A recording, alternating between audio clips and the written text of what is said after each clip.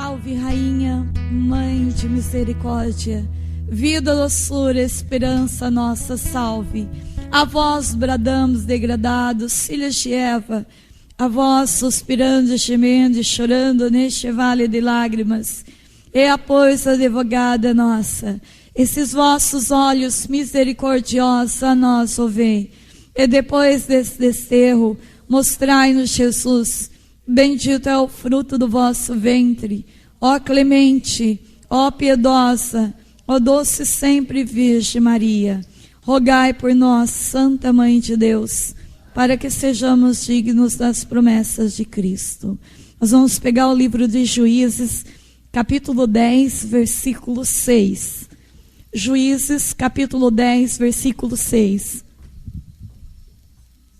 Livro de Juízes, capítulo 10, versículo 6. Os filhos de Israel fizeram de novo mal aos olhos do Senhor, servindo os Baal e os Astarote, os deuses da Síria, de Sidom, de Moabe, os deuses dos Amonitas e dos Filisteus, e abandonaram o culto do Senhor. A cólera do Senhor inflamou-se contra Israel. Ele entregou-os nas mãos dos filisteus e dos amonitas. Esses últimos oprimiram e esmagaram os israelitas naquele ano, e a opressão estendeu-se por 18 anos sobre os israelitas de além do Jordão, na terra dos amorreus, em Galaade. Capítulo 11, versículo 1. Jefté, o Galaadita, era um valente guerreiro, filho de Galaade e de uma meretriz. A mulher de Galaade deu-lhe filhos. Estes, tendo crescido, expulsaram Jefté, dizendo: Tu não herdarás nada na casa de nosso pai, porque és um bastardo. Jefté afastou-se de seus irmãos e fixou-se na terra de Tobi. Alguns homens miseráveis reuniram-se a ele e tomaram parte em suas incursões. Algum tempo depois, os amonitas entraram em luta contra Israel. Os habitantes de Galaade, vendo-se assim atacados, foram em busca de Jefté na terra de Tobi e disseram-lhe: Vem, serás o nosso chefe e combateremos os amonitas. Jefté, porém, respondeu: Vós, que sois meus inimigos, tendo-me expulsado da casa de meu pai, por que vindes a mim agora que estáis em aperto? Os anciões de Galaade disseram-lhe: Foi precisamente por isso que viemos agora ter contigo, para que venhas conosco e combatas contra os filisteus de Amon, contra os filhos de Amon, e sejas o nosso chefe, o chefe de todo o povo de Galaade. Jefté disse-lhes: Se vós me conduzirdes para uma luta contra os amonitas, e o Senhor nos entregar nas mãos, serei o vosso chefe. Os anciãos responderam-lhe: O Senhor seja testemunha entre nós, de que faremos tudo o que dissestes. E Jefté partiu com os anciãos de Galaade. O povo proclamou seu chefe general. E Jefté repetiu diante do Senhor em Masfa tudo o que acabara de dizer. Palavra do Senhor. Então, nós vamos ver no início da palavra, capítulo 10, versículo 6, que os filhos de Israel fizeram mal aos olhos do Senhor, seguindo os seus deuses, adorando os seus deuses, e mais, invocando sobre eles o espírito de o que está escrito aí? Vamos ver se vocês prestaram atenção. Astarote. O que significa esse espírito de Astarote? Nome estranho, né? Vocês sabem o que significa isso? Espírito de Astarote significa invocar um espírito de prostituição. Vocês estão entendendo? Um espírito de prostituição. Um espírito de fornicação. Onde a pessoa tem uma sexualidade totalmente desregrada, irregular. Então eles invocaram sobre eles esse espírito de Astarote. Então quero dizer para vocês que desde aquele tempo o povo já seguia um caminho diferente, como nos dias de hoje. E depois, se vocês lerem a palavra, nós não lemos ela até o final, mas se vocês lerem, eles vão invocar, Deus pedindo perdão, porque eles pecaram contra o Senhor, eles fizeram algo de errado. Então eles invocam Deus, nos perdoa, nos perdoa porque nós pecamos contra vós. E os nossos deuses não podem fazer nada por nós. Mas eles pecam, eles se arrependem diante de Deus, mas eles continuam fazendo tudo errado de novo. Nos dias de hoje nós somos assim às vezes. Nós pedimos para Deus nos lavar do nosso pecado. Nós pedimos para Deus tirar de nós a marca original. E Deus, no nosso batismo, Deus quebra essa marca do pecado. No nosso batismo, Deus nos liberta de uma vida velha e nos dá a graça de nascer para uma vida nova. E Deus marca-nos. Lembra das palavras desses dias de Ezequiel? Que Deus saiu no meio do povo marcando os seus escolhidos. Vocês estão indo na missa, vocês sabem que Deus falou conosco através dessa palavra nesses últimos dias. Deus nos marca com uma cruz na nossa fronte, no dia do nosso batismo. E Deus nos dá toda a força necessária para renunciarmos o pecado. E muitas vezes nós vamos lá, confessamos o pecado da mentira. E por que nós voltamos a cair sempre no mesmo pecado de novo? Tem gente que chega assim e fala: irmã, toda vez que eu vou confessar, eu estou até com vergonha do padre. É sempre os mesmos pecados. Então é sinal que não venceu esse pecado, né? Se sempre eu tenho que confessar o pecado da mentira, é sinal que a minha vida ainda não mudou nesse sentido. A raiz desse pecado ainda não foi cortada. Por isso que eu vou lá, eu corto o galho. Tudo tem uma raiz. Tudo tem uma raiz. Então eu corto o galho da árvore, o que acontece com a árvore? Nasce galhos mais fortes, não é? Quando eu corto uma árvore, que eu podo ela, cortar o galho do pecado, o pecado vai ter mais força de crescer. Se eu não quero renunciar esse pecado, se eu já coloquei dentro de mim que é bom cometer esse pecado, então ele vai criando mais força dentro de mim. E o povo de Israel era assim. O povo de Israel, eles choravam diante de Deus. Eles gritavam para Deus: socorrei-me na hora do apuro. Deus é tão amor que Deus ia lá, se compadecia, movia o olhar de compaixão dele. E tanto Deus movia, que no livro de Judite, a palavra é bem clara em relação a isso. O povo, a primeira coisa que o inimigo de Deus fazia, era averiguar se o povo de Israel estava em pecado. Primeira coisa. Vai lá, colocava pessoas lá no meio deles, e averigua se eles estão em pecado. Se o povo de Israel estiver em pecado, nós combateremos, porque eles vão perder. Olha, como que o demônio é esperto, né? Primeira coisa que ele faz é isso, nos sondar. Se ele estiver em pecado, ele está uma pessoa fraca, então nós venceremos por ele. Mas se ele não estiver em pecado, o Deus dele vence por eles. Está lá no livro de Judite. O Deus deles, de Israel, vence por eles. Então nem adianta a gente lutar, porque nós vamos perder.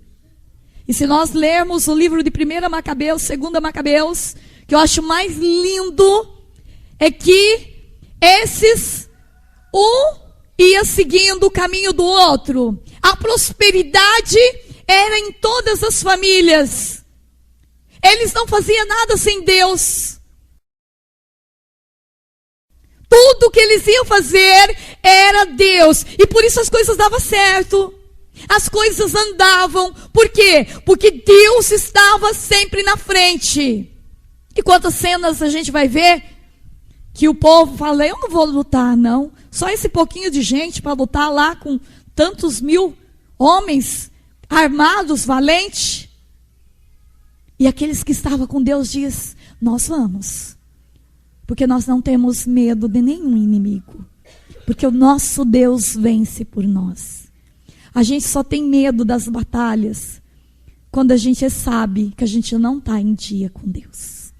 Porque a gente sabe que o Salmo nos diz, Deus é meu juiz. Deus vence por mim. Quando eu estou no estado de graça, eu não tenho que ter medo. E por que eu estou contando essa história? Porque Israel precisava de uma pessoa corajosa, cheia do Espírito Santo. Por mais que tivesse doente da alma. Mas precisava de alguém de fé, de fogo no meio deles.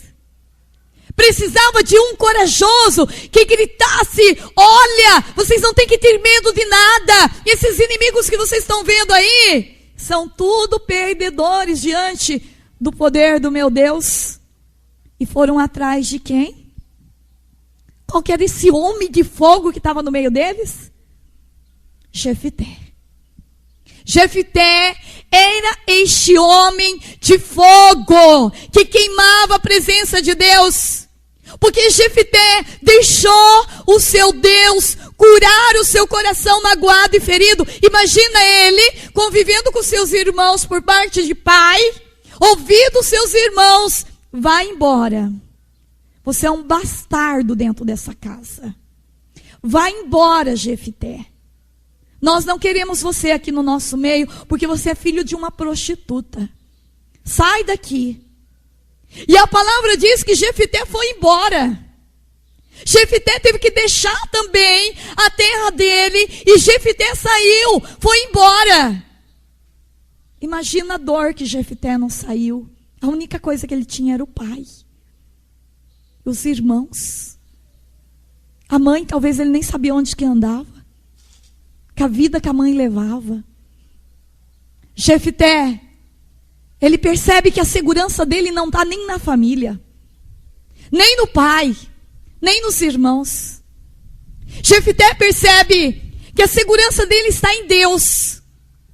E esse homem busca um encontro com Deus maior, ao ponto que os irmãos precisam da ajuda de Jefité e vai atrás dele.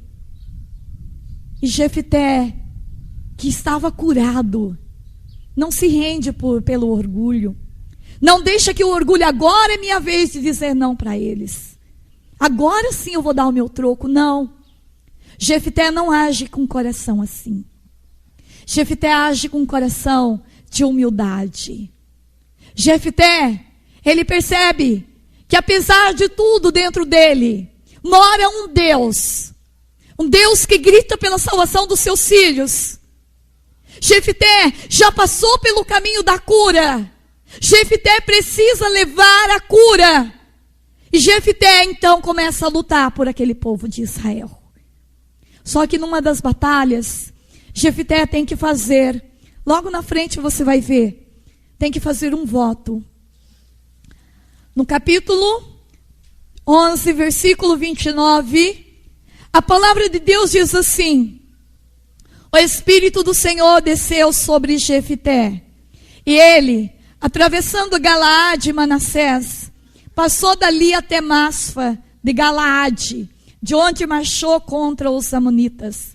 Jefité fez ao Senhor este voto: se me entregardes nas mãos os amonitas, aquele que sair das portas de minha casa ao meu encontro, quando eu voltar vitorioso dos filhos de Amon, será consagrado o Senhor, e eu oferecerei em holocausto.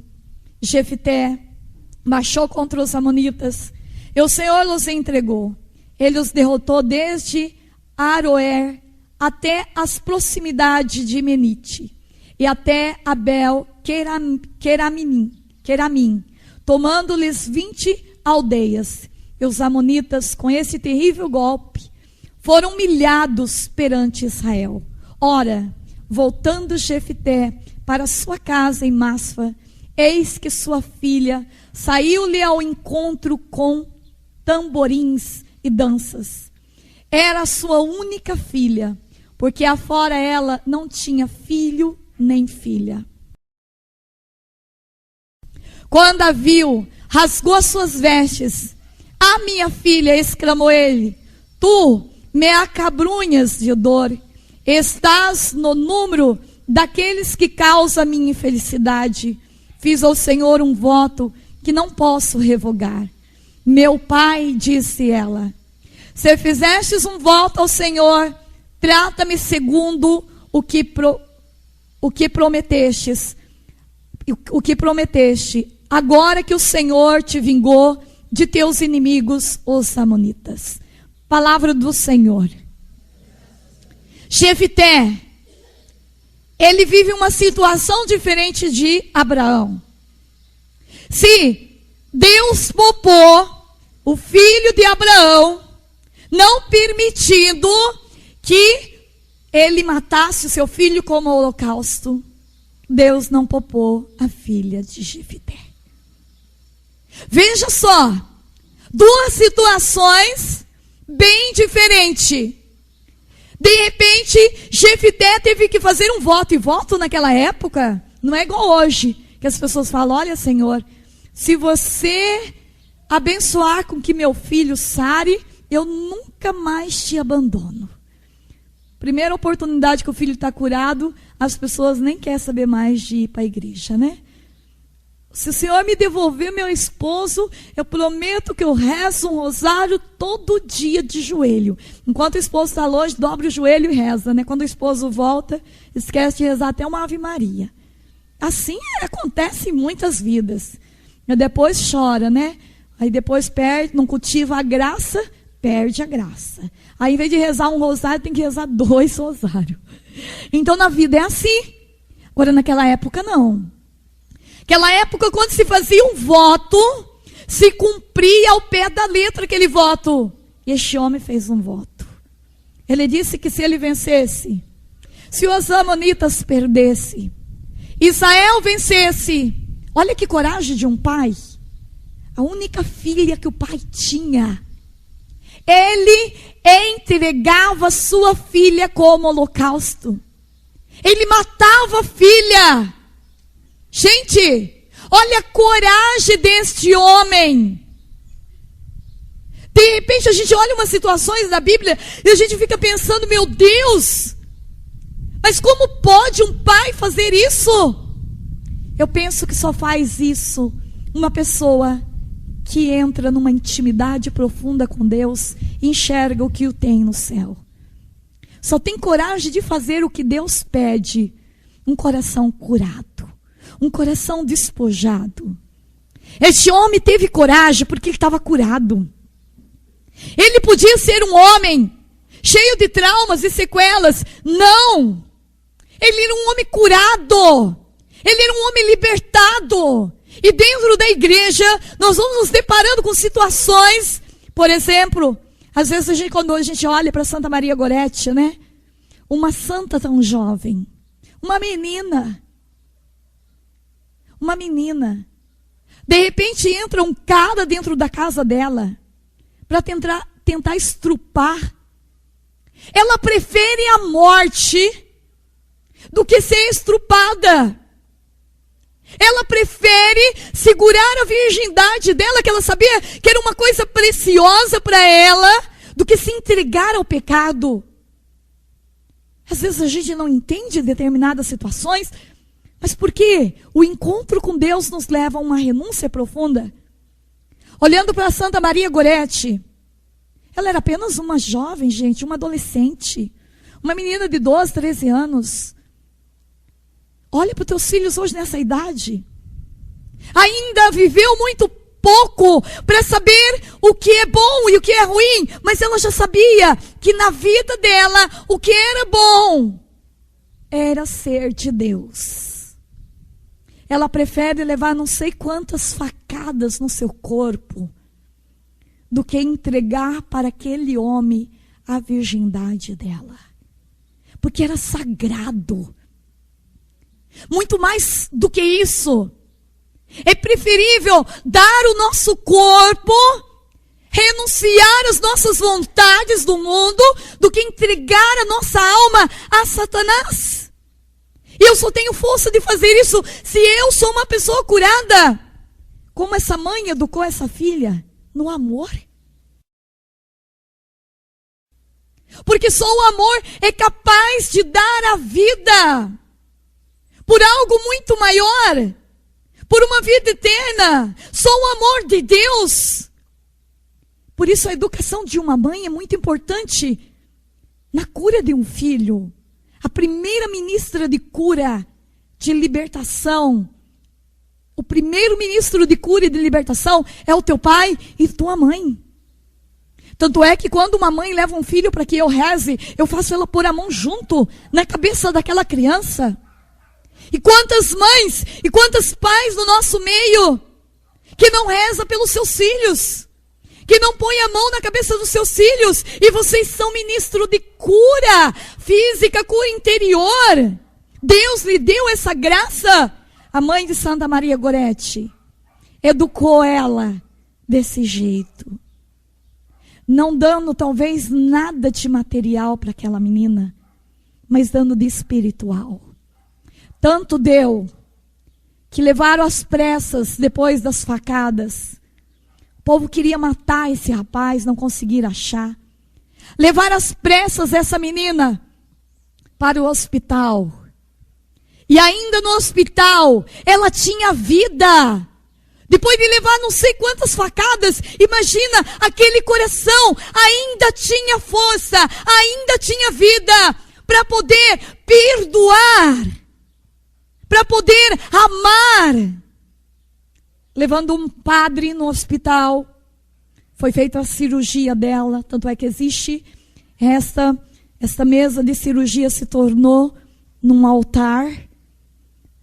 A história de Santa Maria Gorete é muito comovente, porque o padre, ao confessar, olhou para ela e disse: Maria, você vai receber Jesus agora.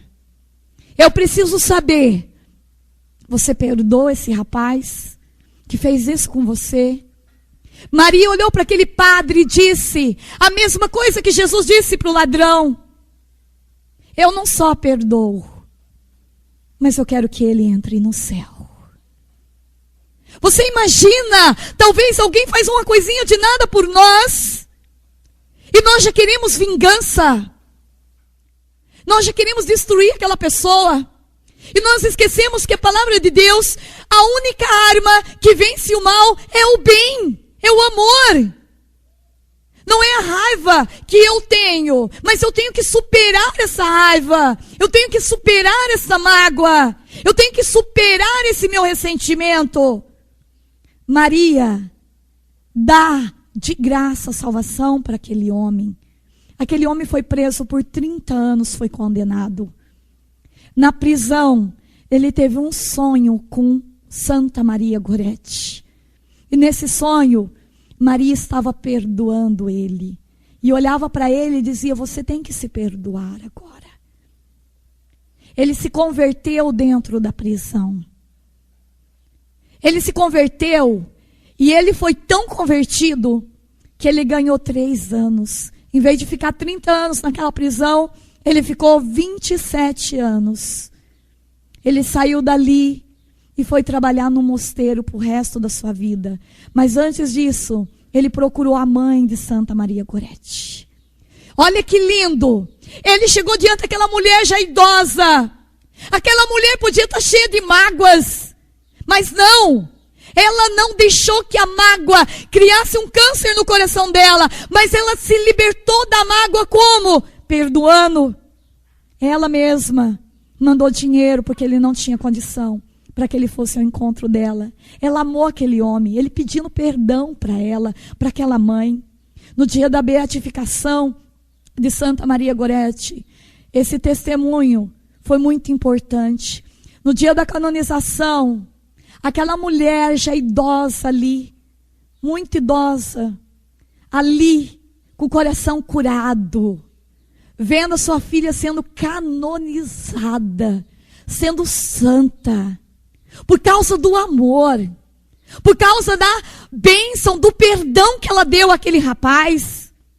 E mãe de Santa Maria Goretti, com certeza é uma santa que está eternamente com a sua filha no céu, e ninguém mais vai poder separar. Por quê? Porque ela também deu uma lição, a lição do perdão, do amor. Porque muito mais importante do que a filha era a certeza que ela estava no céu para sempre. Muito mais importante do que o mundo era a certeza que um céu esperava ela. Aquela mulher deu uma lição para a igreja. Sabe por que ela fez isso? Porque ela tinha um coração curado, libertado.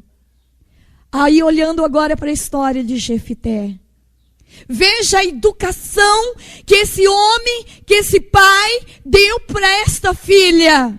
Me toca muito em ler essa palavra. Continua lendo comigo. Aqui o versículo da palavra de Jefité.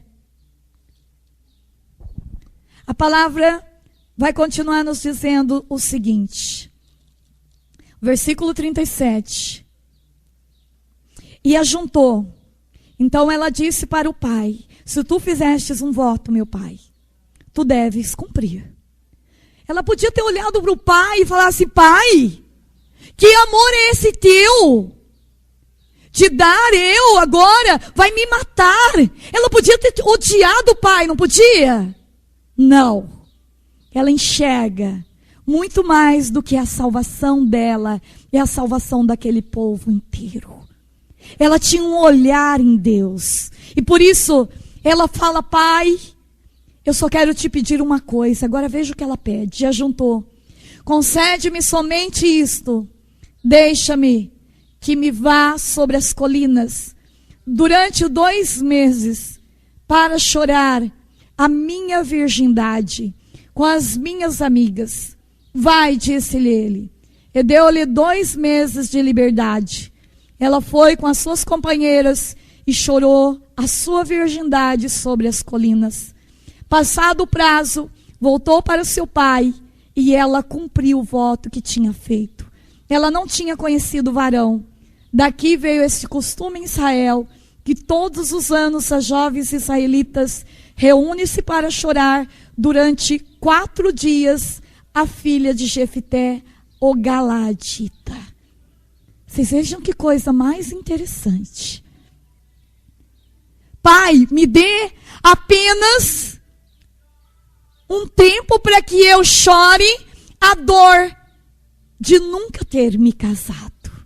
Ela tinha sonhos. Ela queria se casar. Ela queria ter talvez um esposo.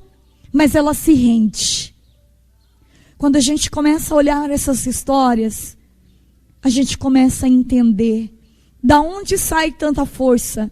Hoje tantos jovens no mundo renunciando à sua liberdade de juventude para estar talvez numa comunidade como essa, numa congregação como a minha, servindo a Deus. Como a Toca de Assis, tantos jovens renunciando até mesmo às suas roupas. Quando você abraça eles, você sente até o cheiro dos mendigos, fica impregnado eles. Da onde vem esse segredo? Da onde vem essa força de dizer não, talvez para um bar, para uma bebida, para uma prostituição, de renunciar uma vida ativa sexualmente, para fazer tudo por Deus? Essa força só pode vir do céu, gente. Não tem explicação. Essa força não pode vir de homens.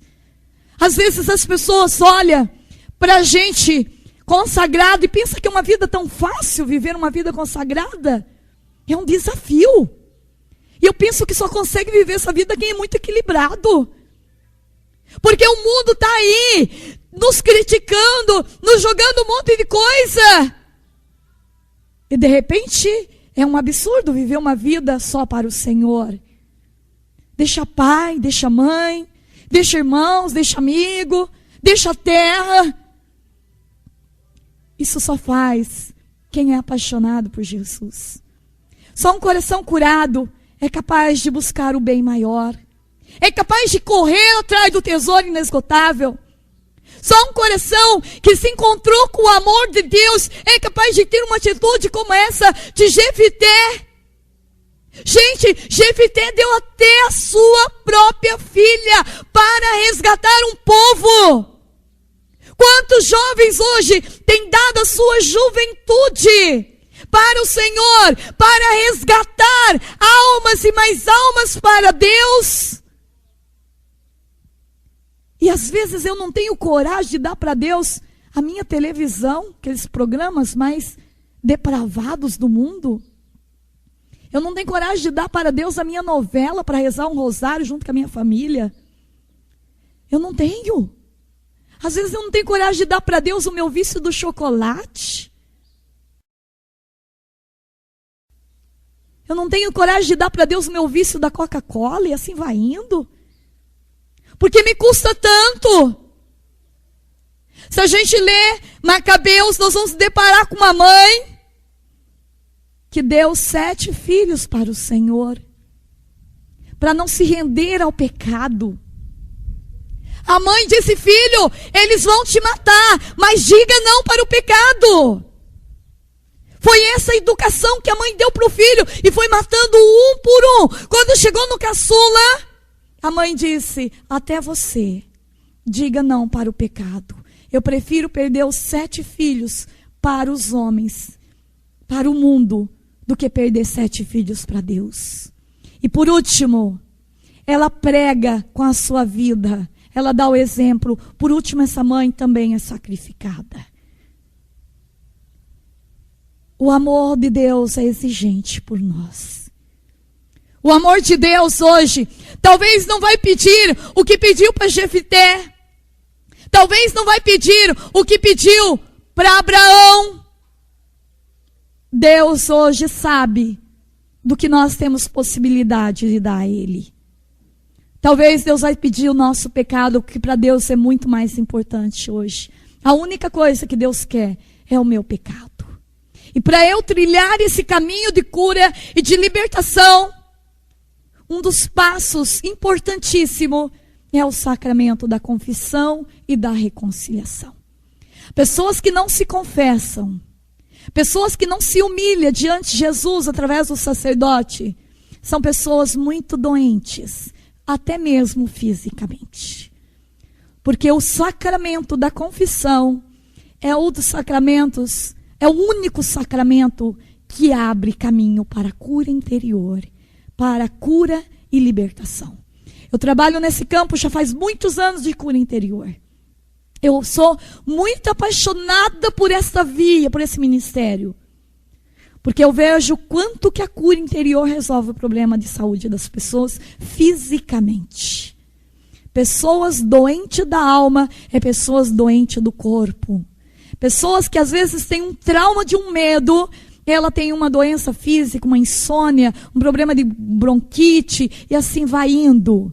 São tantos os problemas que vai acumulando de traumas na vida do ser humano, que muitas vezes uma terapia de cura interior resolve mais do que muitos medicamentos na face da terra.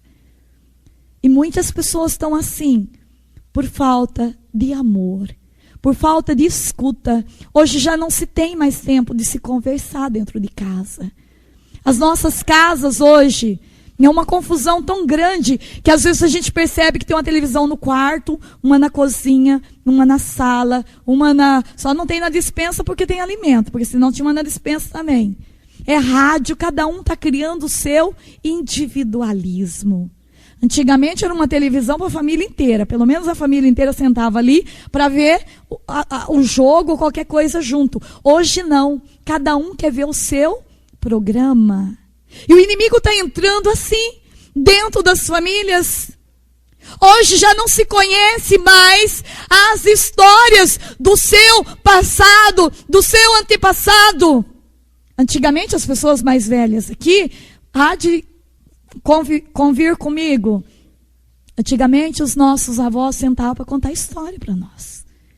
Eu me lembro da minha avó que sentava, quantas noites, naquela época eu não tinha televisão. E eu não sou tão velha assim. Não tinha televisão, morava no sítio. Gente, que coisa mais gostosa. A minha avó sentava e contava, toda noite nós queríamos ouvir história. Contava a história de como ela fazia, de quando ela era criança, dos meus bisavós. Quem senta hoje para contar história para os seus filhos? Muitas vezes, nós não criamos mais esse hábito. Se eu perguntar aqui, você conhece o nome dos teus avós, dos teus bisavós, dos teus tataravós? Muitos não conhecem nem o nome. Imagina a história. E eu preciso saber que bagagem eu carrego nesta minha história. Para esse processo de cura, eu preciso conhecer a minha raiz. Na tua árvore genealógica, o que você tem? Alcoólatras, drogados, prostitutas, ou tem santos, mártires, pessoas de oração, de rosário diário. O que você tem dentro da tua história? Cada um de nós temos uma história. Você não veio no mundo por acaso. Você não tem esse nome por acaso. Mas, irmã, eu não gosto do meu nome. Já não tem aceitação, às vezes, nem no nome, né? O sobrenome, às vezes, você nem gosta de falar. Tem vergonha. Mas é a tua história. E você tem que amar a tua história. Quantas pessoas que não gostam do seu nome? Quantas pessoas é conhecida por apelidos? Esses dias morreu um rapaz lá na minha cidade, em Iepê. E todo mundo, né, o padre querendo saber o nome do rapaz, só conhecia o rapaz pelo apelido. Ninguém sabia o nome do rapaz para celebrar a missa. E quantas pessoas são assim? Agora, atrás de cada apelido tem um trauma. Ninguém é chamado por apelido porque gosta. Ou tem trauma do nome, ou tem uma história, alguma coisa aconteceu. Mas Deus tem poder de entrar também nesta via e curar você do trauma do teu nome. Vocês conhecem a história de Jabes? Sim ou não? Conhece? A história de Jabes está no livro de 1 Crônicas, capítulo 4, se não me engano. Vamos pegar lá? Livro de 1 Crônicas. Essa é uma oração de muito poder, de muita cura interior, principalmente para quem tem trauma do seu nome. Nós vamos ver nessa história, 1 Crônicas, acharam? Capítulo 4, versículo 9.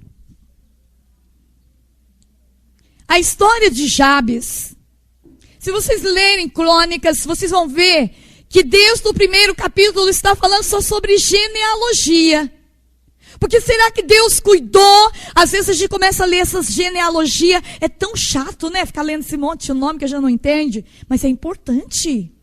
Se Deus colocou, é porque faz parte da tua história. Você também tem que escrever a tua genealogia no livro da tua vida. Você também tem que conhecer e deixando para os teus futuros filhos, para os teus futuros netos. A palavra diz assim: Jabes foi mais ilustre que seus irmãos. Sua mãe lhe deu o nome de Jabes, dizendo: é porque eu dei à luz com dor. Jabes invocou o Deus de Israel: se vós me abençoardes, alargando os meus limites, se vossa mão estiver comigo, para me preservar da desgraça e me poupar da aflição. O que tem um monte de pontinho, né? Significa que ele continuou a oração. Não sabemos o que ele rezou, mas ele continuou a oração. E Deus lhe concedeu o que tinha pedido. Palavra do Senhor. A palavra Jabes, em hebraico, significa dor. Abençoar, na palavra de Deus, significa conceder uma graça sobrenatural. Significa que Jabes era um homem doente da alma e precisava de uma cura interior. Porque, com certeza, para parar só esse versículo para falar de Jabes e continua a genealogia normal, a única informação que nós temos de Jabes é esta. E é uma oração de muito poder, muitas curas, muitos milagres. É essa oração de Jabes. Nós devemos escrever isso nas nossas casas e ler, decorar, memorizar, trazer no nosso coração essa oração de Jabes, que diz: se vós me abençoardes, alargando os meus limites, se vossa mão estiver comigo, para me poupar, me preservar de toda desgraça e me poupar de toda aflição, eu serei um homem curado, Deus. Eu poderei te servir.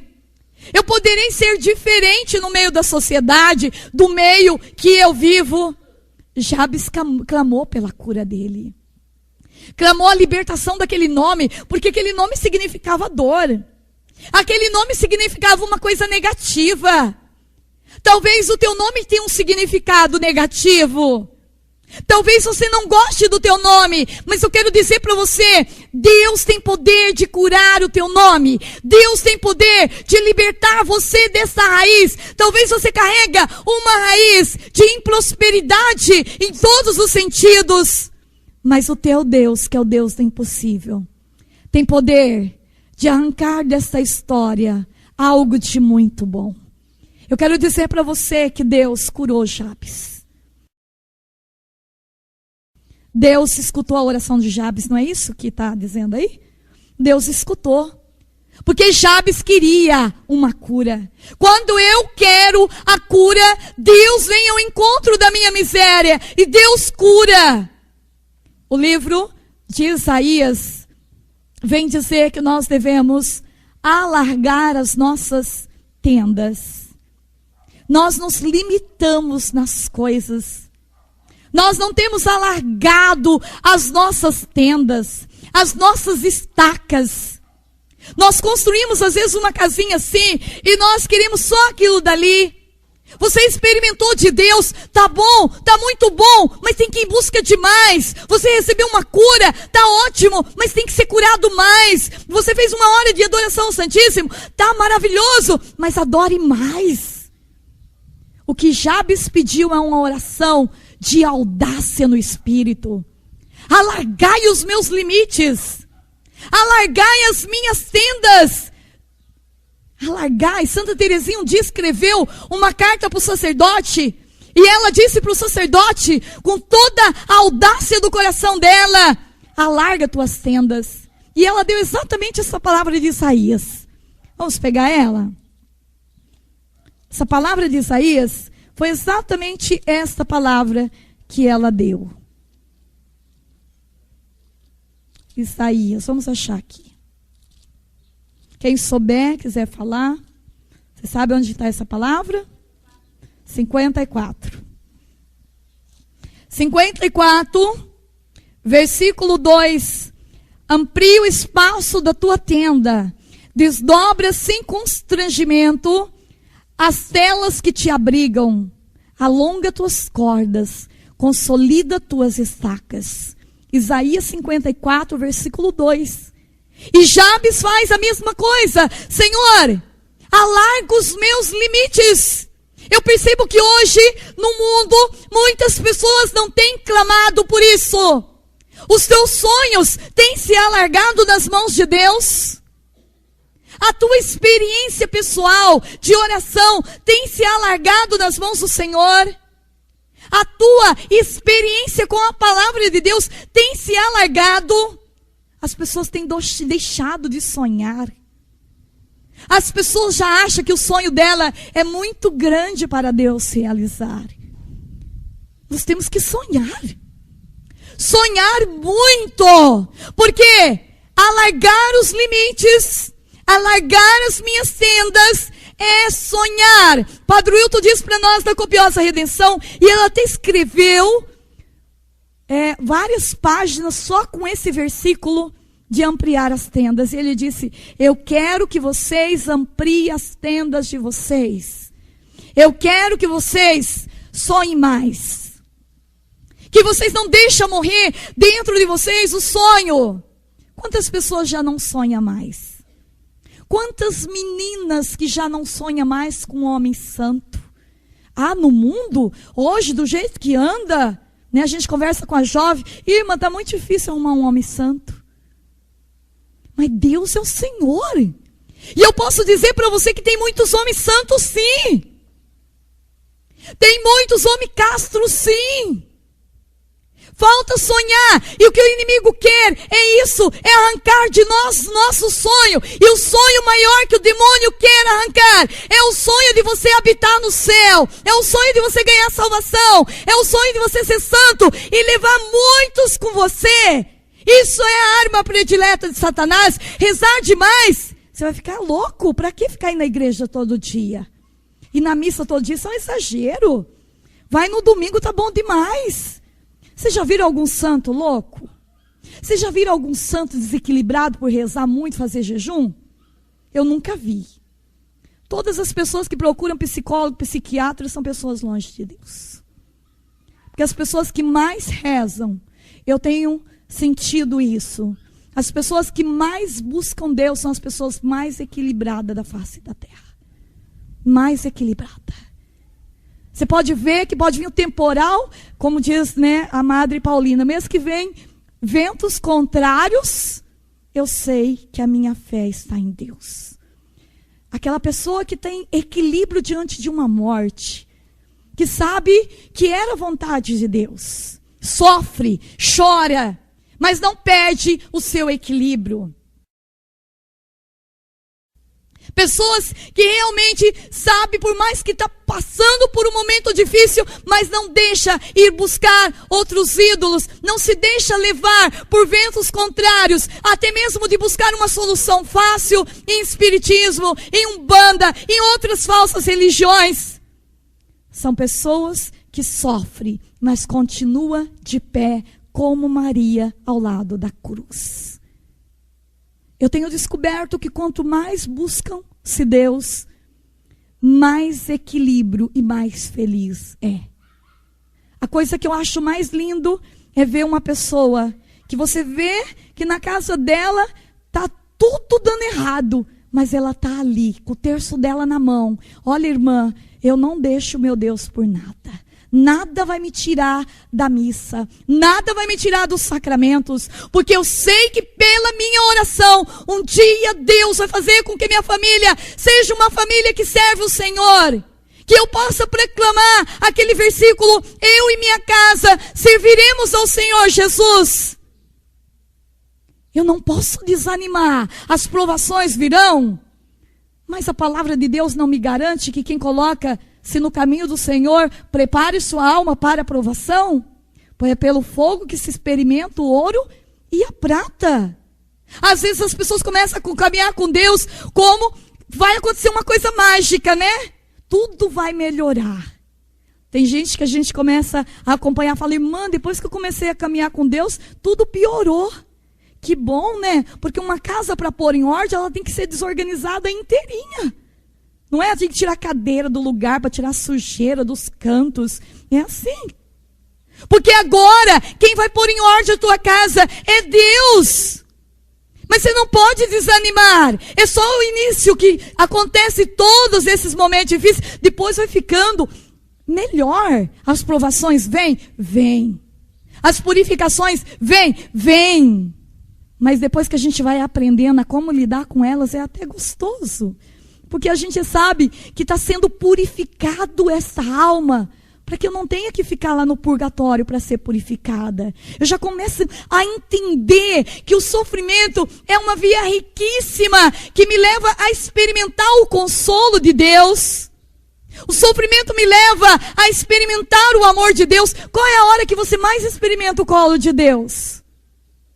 É a hora da tua dor, não é? que você está sozinha lá chorando, que não tem mais, acabou todas as alternativas da face da terra, só resta a alternativa de Deus. Aí você tira uma palavra e a palavra diz para você: filha, eu te amo, eu te aprecio. Você fala: nossa, se derrete de tanto chorar, mais ainda, né?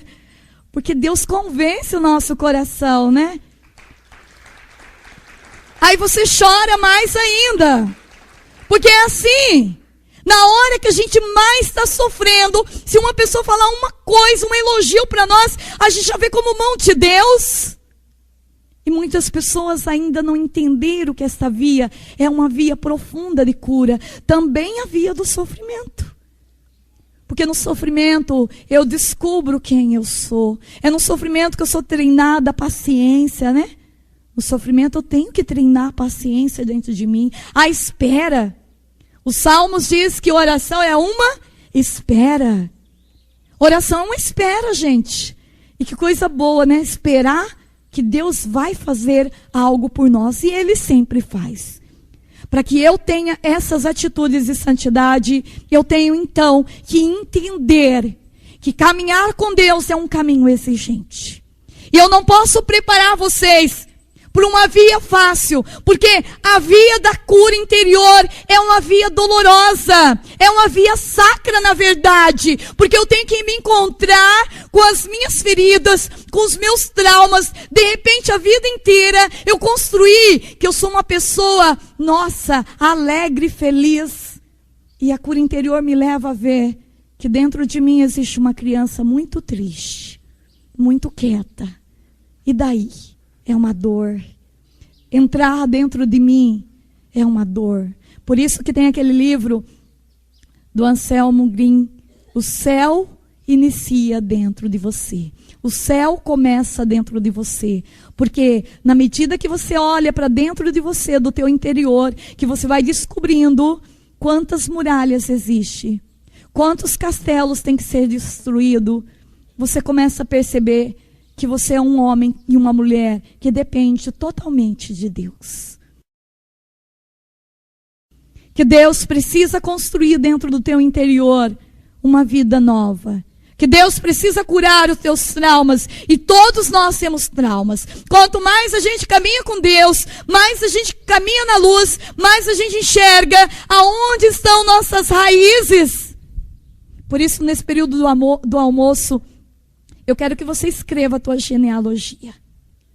Que você lembre do nome dos teus pais, dos teus avós, dos teus tataravós, dos teus bisavós. Vamos ver até onde você conhece a tua família. Que você lembre o dia que você foi batizado. Você vai conhecer a tua história agora nesse período do almoço. Você vai almoçar e você vai conhecer a tua história. Vai na capela. Fique com Deus. Vamos ver se você se conhece de verdade. O que falaram para você quando você era criança? Será que falaram muito que você era lindo? Será que falaram muito que você era feio? E hoje, por mais que a tua esposa, teus filhos falam que você é lindo, você não consegue se convencer disso. Por quê? Porque dentro de você já ficou uma marca de feiura. Né? E daí? Conheça você. E a gente só se conhece parando e olhando para dentro de nós mesmos. Então, nesse período do almoço, você vai ver até onde você conhece a tua família. O que teu pai faz, o que tua mãe faz, o que teus avós